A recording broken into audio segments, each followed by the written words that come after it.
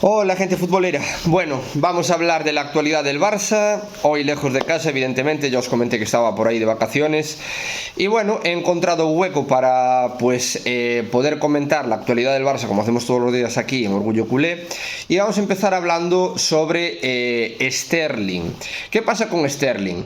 A ver, sabéis que Sterling era un futurible del Barça, el jugador de origen jamaicano inglés que juega en el Manchester City, era uno de los jugadores que sonaba con fuerza para, en este caso, reforzar lo que era el extremo zurdo del Fútbol Club Barcelona. ¿Cuál fue el jugador que evidentemente frenó la incorporación del atacante inglés? Pues evidentemente Ferran Torres. A ver, es lógico, teniendo en cuenta que el jugador consiguió adaptarse tremendamente bien a lo que era la selección que dirige Luis Enrique, evidentemente conocedor del juego de posición, evidentemente pues el jugador de origen español evidentemente era un jugador que se asentaría mucho mejor que Sterling. Ya sabéis cómo es el tema de los ingleses fuera de las islas. Generalmente no suelen funcionar. Tenemos algunos casos como David Beckham o Steve McManaman que funcionaron bastante bien, pero Jeremy Pennant o Jonathan Woodgate, por ejemplo, cuando estuvo en su estancia en el Real Madrid, pues digamos que no fueron incorporaciones que funcionaran del todo bien, por así decirlo. Y a ver, yo teniendo en cuenta un poquito pues lo que cómo funcionaron estos jugadores, a fin de cuentas me alegro de que se haya apostado por Ferran Torres por edad, progresión y que ya conoce bastante bien lo que es el fútbol de posición, aunque Sterling también lo conocía bastante bien por Guardiola, pero insisto, yo temía que la adaptación de lo que es Sterling al Fútbol Club Barcelona fuese más complicada por ser inglés. Bueno, con eso pasamos a la siguiente noticia, que evidentemente tiene que ver con Frenkie de Jong y su bajo rendimiento. Hoy en la rueda de prensa Xavi ha comentado que espera mucho más de él en los próximos partidos y es evidente porque el centrocampista holandés tiene un nivel, la verdad es que en el Ajax, hay que decirlo así, es una expresión igual un poco fuera de tono, pero se sacó el rabo, o sea, digamos, la rompió con todas las letras. Y a ver, a mí Frenkie de Jong me parece un jugador estupendo, pero hay que tener en cuenta que yo ya no sé si será recuperable o no, no lo sé. Obviamente de aquí a verano lo vamos a aguantar. Si vemos que a partir de verano el jugador pues no da al Barça lo que tiene que dar, yo no vería con malos ojos una salida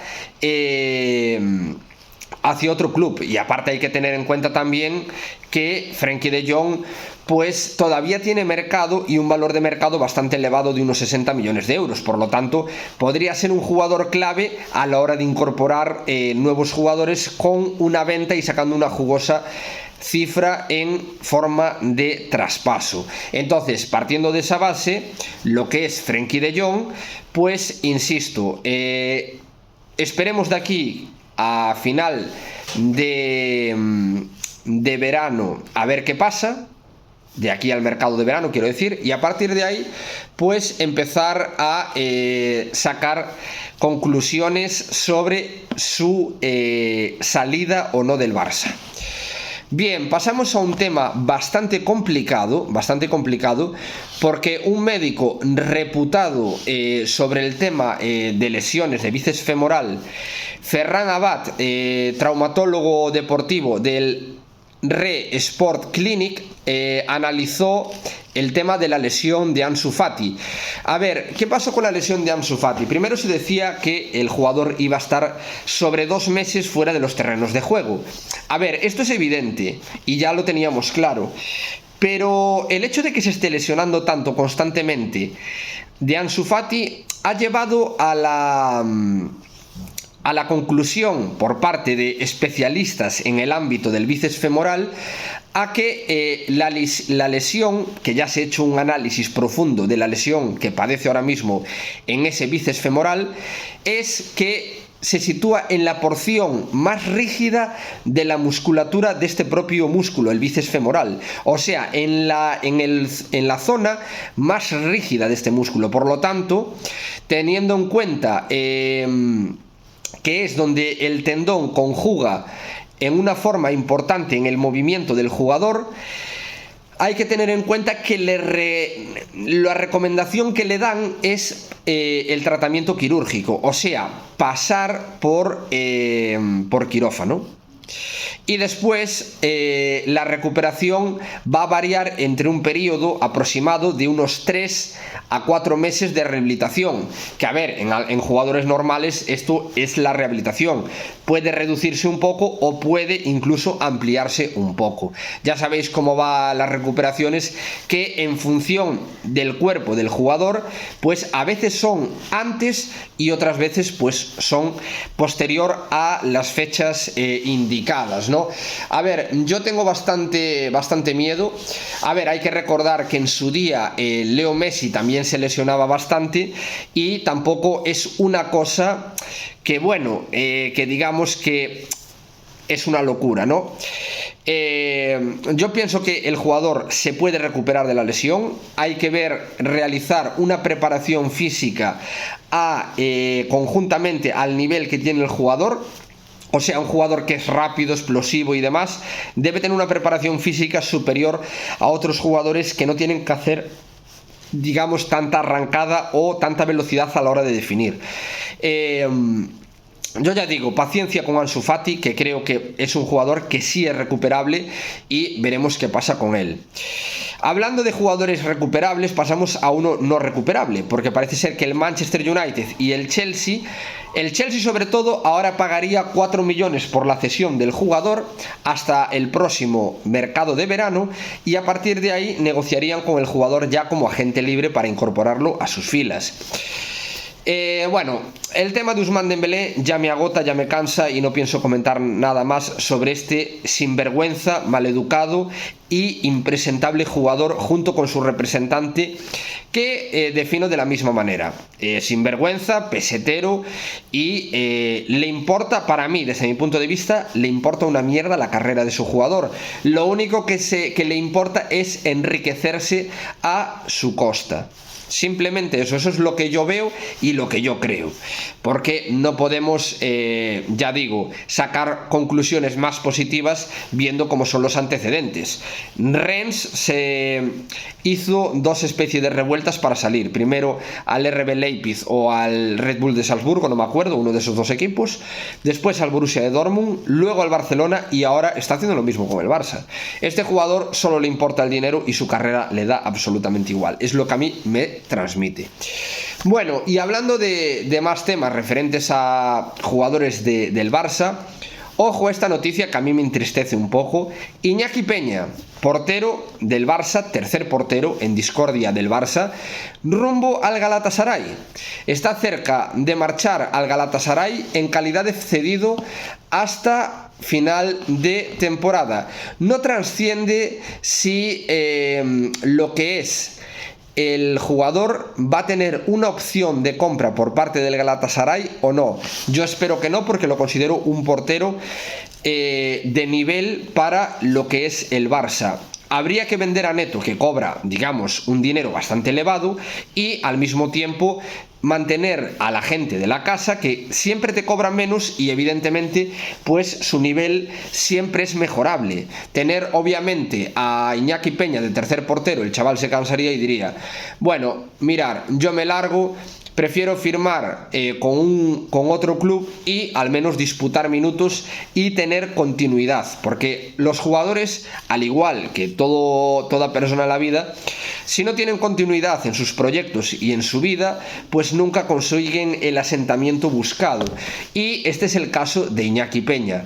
Bueno, finalmente sí que leo que la cesión es sin opción de compra. Esperemos que sea así, porque en su día, recordad lo que pasó con Alex Collado y el Brujas. En un principio era una cesión sin opción de compra a final de temporada, y al final lo que quería el Galatasaray era incluir una opción de compra. Por eso finalmente el jugador no se marchó al Brujas. Veremos a ver qué pasa. Yo, mientras no se oficialice nada, voy a tener paciencia con esto, ¿no? Hablemos de la siguiente noticia. Kylian Mbappé. ¿Qué pasa con Kylian Mbappé? Bueno, Jeremy es jugador del Madrid, no ve al delantero francés en el Real Madrid y opina que es muy posible que se quede en el Paris Saint-Germain. Bueno, a ver, muchos barcelonistas se reirán y dirán qué guay, qué maravilla, de puta madre, genial, etcétera, etcétera, etcétera. Pues para mí no es una buena noticia. Y me voy a explicar. Que Mbappé no acabe en el Madrid sería una buena noticia a nivel futbolístico, porque el Madrid con Mbappé sería un equipo bastante potente. Pero tiene un inconveniente bastante importante. A ver, Florentino Pérez evidentemente va a querer traer un crack para la delantera de lo que es el Real Madrid. Entonces ahí es donde entra la opción Haaland. Y el hecho de que no venga Mbappé es preocupante, ¿eh? Es preocupante porque tendrían que ir a por otro crack, y el crack es Haaland. Entonces, a partir de ahí, a mí me preocupa un poquito bastante que Mbappé no venga al Madrid.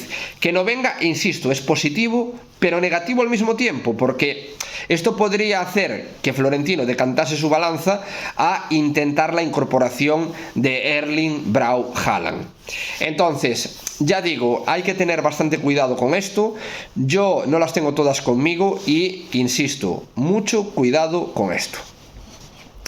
Bien, pasamos a la siguiente noticia, que tiene que ver sobre el Forensic. Recordáis que Laporta hizo pues una revisión de las cuentas del club. Bien, a partir de ahí, con esta auditoría que se hizo, pues encontraron facturas y cosas de dudosa procedencia, y por lo tanto decidieron aplicar un forensic exhaustivo para ver qué se ha hecho con el dinero de lo que es el Fútbol Club Barcelona. Sobre esto tengo que comentar una cosa. Esto debería salir en primera plana de los diarios principales catalanes en referencia al deporte del fútbol, ¿no? Como son Sport y Mundo Deportivo. Pero esto te lo encuentras a última hora, escondido allá abajo, donde nadie lo ve, en la zona de deportes, que bueno, perdonadme la expresión, de deportes que no son el fútbol, como motociclismo y todo eso. Te lo encuentras allá abajo como medio escondido, para que no les digas, no hemos hablado del tema. Pero esto es una cosa importantísima, porque esto quiere decir que evidentemente sabremos en qué manos tuvimos el club durante todo este tiempo. Entonces, para mí es importante y de vital importancia que el culé sepa en manos de qué estuvo nuestro club.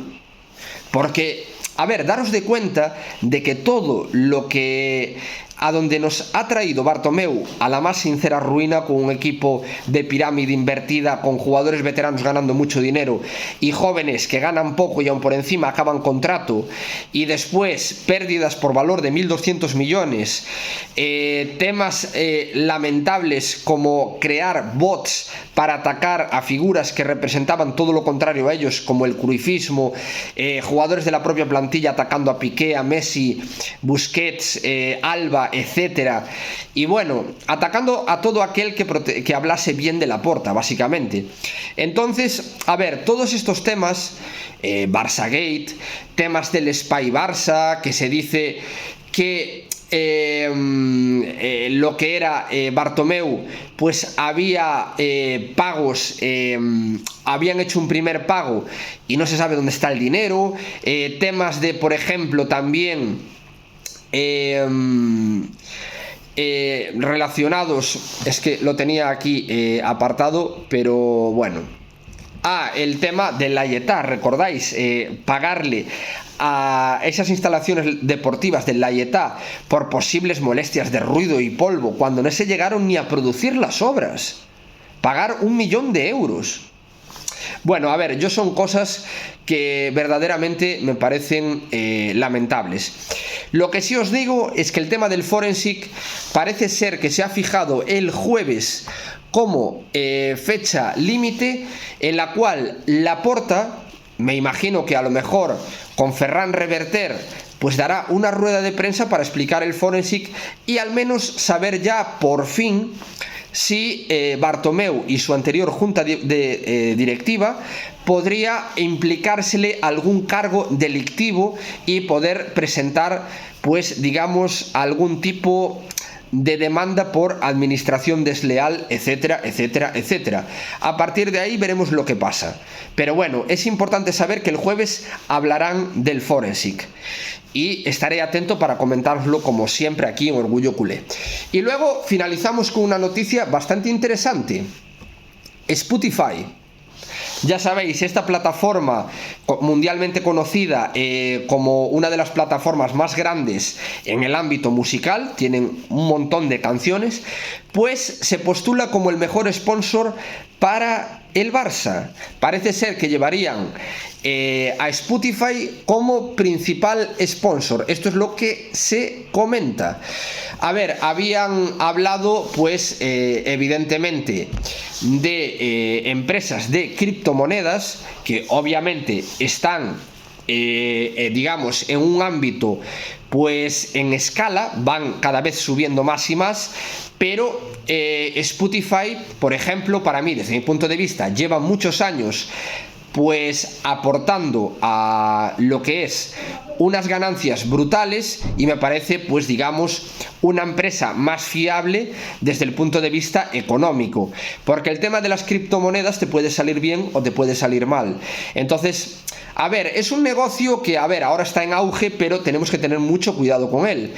Se dice que el patrocinio podría reportar al Barça pues entre unos 30 y 60 millones de euros anuales, siempre en función de ciertas variables, como supongo que serían clasificación para la Champions, ganar títulos, etcétera, etcétera, etcétera.